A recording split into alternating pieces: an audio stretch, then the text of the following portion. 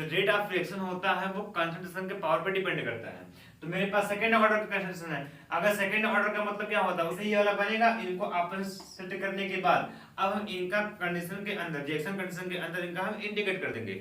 जब इनका इंटीग्रेट कर देंगे हम वहां पे पुट कर देंगे। पुट करने के बाद सिंपल इसको सॉल्व कर देंगे तो मेरे पास जो बन के आएगा इक्वेशन, इसी को कहते हैं second order equation. Hello guys, welcome back to Doubt Chemistry. तो आज हम आपके सामने लेकर के आए हैं केमिकल काइनेटिक्स का सेकंड ऑर्डर रिएक्शन।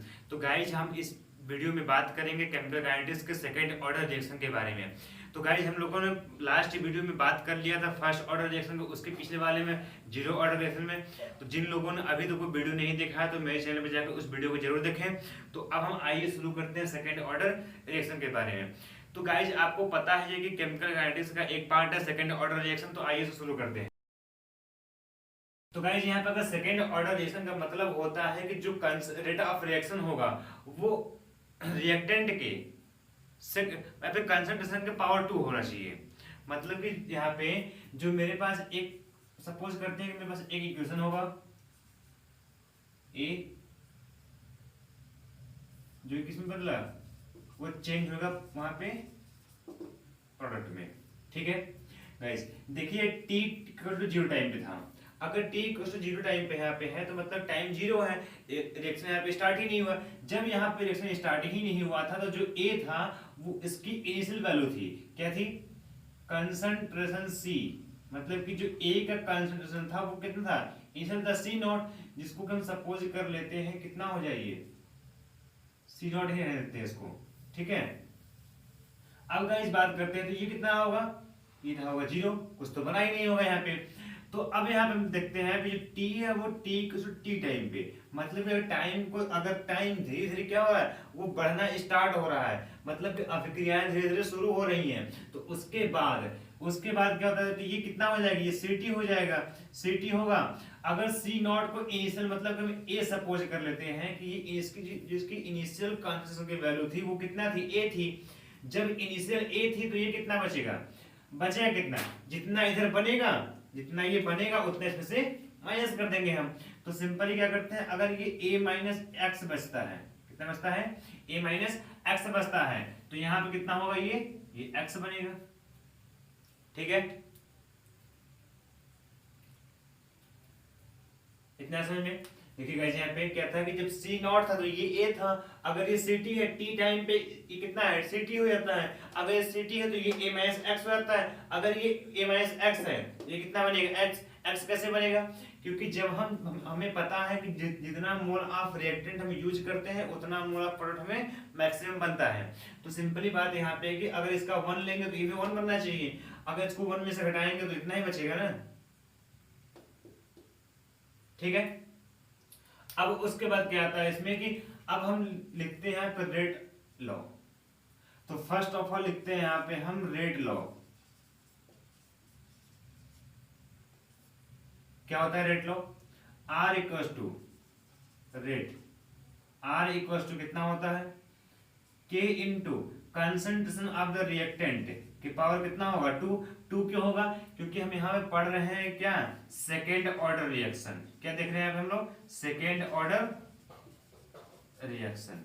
ठीक है, यहाँ पे अगर सेकेंड ऑर्डर रिएक्शन तो पता हमें पहले से ही कि जो रेट ऑफ रिएक्शन होता है वो कंसंट्रेशन के डबल पावर के ऊपर डिपेंड करता है। तो इतनी बात होगी फर्स्ट वाला। अब आता है यहाँ पे सेकेंड रिएक्शन। सेकेंड क्या होता है, सेकेंड यूज करें यहाँ पे डिफरेंशियल रेट लॉ। ये रेट लॉ था किसके केस में, ऑर्डर के केस में। अब सेकेंड यूज करते हैं हम डिफरेंशियल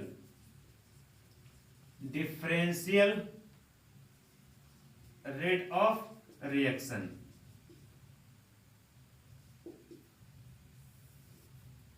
तो जो डिफरेंशियल रेट ऑफ रिएक्शन होता है ये भी रेट इक्वल्स टू मतलब कि R इक्वल्स टू कितना होता है, minus into change in concentration of the reactant, C not लेते हैं अपान C कंसंट्रेशन ऑफ रिएक्टेंट अपान कितना आ जाएगा ये dt, या फिर minus D concentration of the A upon dt।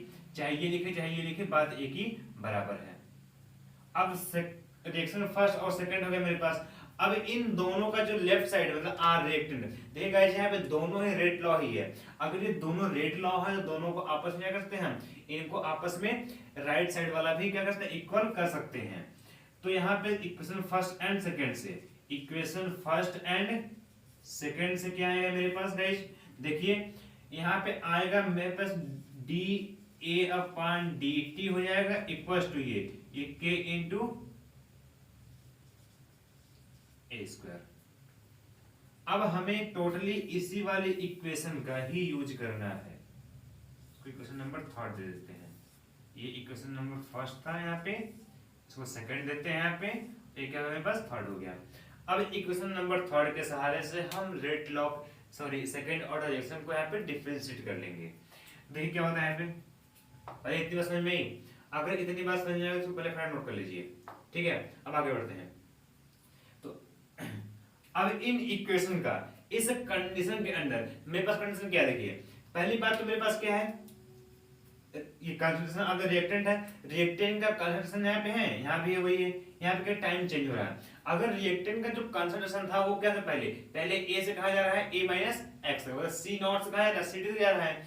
अब जो टाइम है वो 0 से t तक बढ़ रहा है। तो अब गाइस हम बात करते हैं इनके, पहले इनको एक जगह सेपरेट करते हैं। मेरे पास क्या है, देखिए ये a स्क्वायर जो कंसंट्रेशन को एक साइड लाएंगे, टाइम को कर देंगे, तो क्या है यहाँ से माइनस डी ए अपॉन यहाँ पे ए स्क्वायर हो जाएगा यहाँ पे, ठीक। अब उसको क्या आएगा, जब ये ए स्क्वायर यहाँ आ गया तो ये dt कहाँ जाएगा, ऊपर जाएगा, तो equals to k into dt हो जाएगा। अब इस वाले इक्वेशन का अपने इस रिएक्शन के कंडीशन के आधार पर इनका हम कर देंगे इंटीग्रेशन। तो गाइस इंटीग्रेशन में कुछ नहीं होता है, इंटीग्रेशन बहुत सिंपल होता है। जो बायो के बच्चे होंगे उन्हें थोड़ा टफ लगता होगा, लेकिन इंटीग्रेशन में कुछ नहीं है। बस इंटीग्रेशन जो होता है वो डिफरेंशिएशन वाले पार्ट को खत्म कर देता है। तो गाइस यहाँ पे जो डिफरेंशिएशन वाला पार्ट है वो डी है, यहाँ पे भी डी है। अब इन दोनों डी को क्या कर देगा, ऑटोमेटिकली वो खत्म कर देगा। तो देखिए क्या होता है यहाँ पे, अब क्या करेंगे, हम इंटीग्रेट करेंगे अंडर द कंडीशन।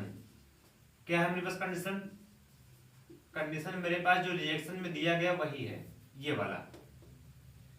तो अब इनका करेंगे जी माइनस है, इस माइनस को हटाकर यहां से यहां लगा दें, कोई दिक्कत नहीं है। अब देखिए यहाँ पे, अब इनका करेंगे हम इंटीग्रेशन, यहाँ पे ए स्क्वायर इक्वल्स टू ये माइनस के यहाँ पे dt, ठीक है। अब ये अभी ये जो इंटीग्रेशन का सिंबल लगा हुआ है, लेकिन ये इंटीग्रेशन अभी क्या है, अधूरा है। इसको पूरा करने के लिए हमें यहाँ पे कंडीशन दिखाना पड़ेगा। वो कंडीशन क्या क्या होंगे, देखिए जो ये वाला फैक्टर्स है ये मेरे पास क्या है, ये कंसंट्रेशन का फैक्टर है, और जो ये वाला फैक्टर्स है ये मेरे पास टाइम का फैक्टर है। तो हम यहाँ पे कंसंट्रेशन की चेंजिंग को लगाएंगे, यहाँ पे टाइम की चेंजिंग को लगाएंगे हम। तो जो कंसंट्रेशन था वो सी नॉट से कहा जा रहा है, सी टी तक जा रहा है। जो सी नॉट है वो ए के इक्वल है, जो सी टी है वो ए माइनस एक्स के इक्वल है। अब जो टाइम वाले फैक्टर में क्या हो रहा है, यहाँ पे टाइम 0 से कहा जा रहा है, टी तक जा रहा है। तो टाइम कितना हो जाएगा यहाँ से, टी इक्वल टू 0 से कहा जाएगा, टी इक्वल टू टी तक जा रहा है। अब ये इंटीग्रेशन का जो सिंबल है, फिर इसे करने का जो तरीका है वो पूरी तरह से कंप्लीट है। अब इस वाले इक्वेशन का हम यहाँ पे इंटीग्रेशन कर देंगे, तो क्या आएगा, देखिए जो सिंपल सी बातें यहाँ पे है, अगर हम किसी भी मतलब अगर किसी का इंटीग्रेशन करते हैं, सिंपली जो इंटीग्रेशन होता है उसका हम पावर को जोड़ देते हैं। अगर सपोज करो मेरे पास अगर x लिखा हो तो कैसे पता करेंगे, जो ये x है, ये मान लो मेरे पास एक x लिखा हो, अगर ये x वेरिएबल है, x अगर वेरिएबल तो इसका एक कोफिशिएंट डिफरेंशियल दिया हुआ है, dx दिया हुआ, ठीक। अब इसका करना है इंटीग्रेशन, तो जो x का इंटीग्रेशन करना है वो किसके सापेक्ष है, dx के रिस्पेक्ट में कर रहे हैं यहाँ पे। तो जो dx के रिस्पेक्ट में यहाँ पे इंटीग्रेशन कर रहे हैं, तो सिंपल सी बात है कि x का ही करेंगे। अब इंटीग्रेशन में सब पावर क्या होता है, पावर में 1 को जोड़ देते हैं, और जो ऊपर है उसको हम नीचे लिख देंगे।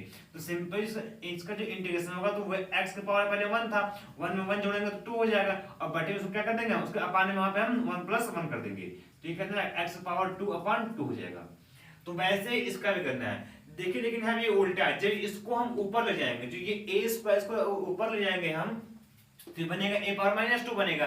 अगर ए पावर माइनस टू बनता है वहां पे, तो ए पावर माइनस टू में अगर प्लस वन कर देंगे तो बन जाएगा माइनस वन। तो सिंपल से जो माइनस वन बनेगा इसको फिर से नीचे लेकर के आएंगे। यहाँ देखिए ध्यान से, अगर ये वन अपॉन ए स्क्वायर था, यहाँ पे डी ए है, उसको ऊपर ले आएंगे कितना बनेगा, ए का पावर माइनस टू बनेगा, यहाँ पे ये कितना बनेगा, डी ए बनेगा।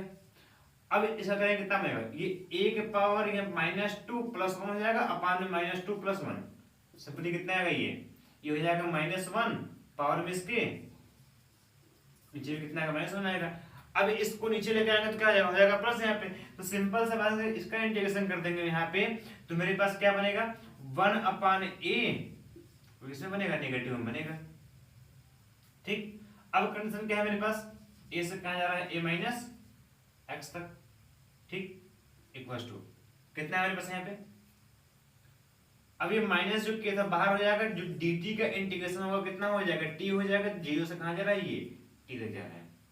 अब इन जो दोनों कंडीशन दिखाई दे रहे हैं, इसका मतलब होता है कि पहले इसको रखेंगे फिर इसको, इस वाले ब्रैकेट के अंदर पहले इस वैल्यू को पुट करेंगे फिर इस वैल्यू को पुट करेंगे। तो देखिए गाइस, यहाँ पे जो मेरे पास a और a माइनस एक्स है, ये मेरे पास क्या थे, इस रिएक्शन में दिए गए इसका कंसंट्रेशन में चेंजिंग जो है तो वो थे। तो जो a है वो भी क्या है, रिएक्टेंट का कंसंट्रेशन ही दिया गया है मुझे। तो जो a का जो, अब इनको क्या करेंगे, पुट करेंगे,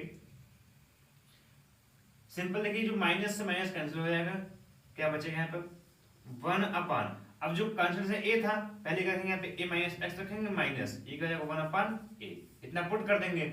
जब इतना पुट करने के बाद अगर सॉल्व हो गया, अब आगे क्या होता है, फिर क्या हो जाएगा यहाँ पे t माइनस जीरो, ये कितना बचेगा, one upon a minus x equals to, ये kt हो जाएगा, ये आगे है तो कितना हो जाएगा, ये वाला हो जाएगा प्लस वन अपॉन a।